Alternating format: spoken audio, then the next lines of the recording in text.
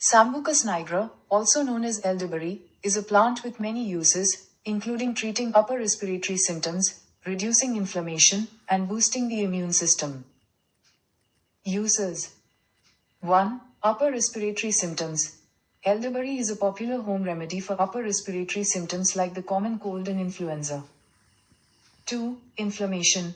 Elderberry has been used as an anti-inflammatory agent. 3. Immune system.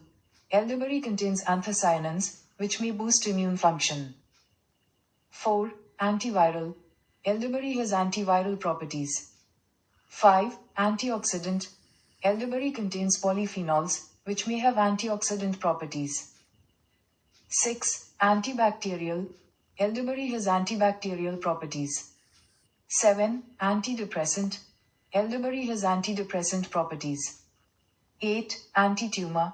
Elderberry has anti-tumor properties. And 9. Hypoglycemic. Elderberry has hypoglycemic properties. Other uses. 1. Elderberry is also used as an analgesic and diuretic. 2. Elderberry is used in the food and pharmaceutical industry. And 3. Elderberry is used in folk medicine to treat feverish conditions, coughing, nasal congestion, and influenza.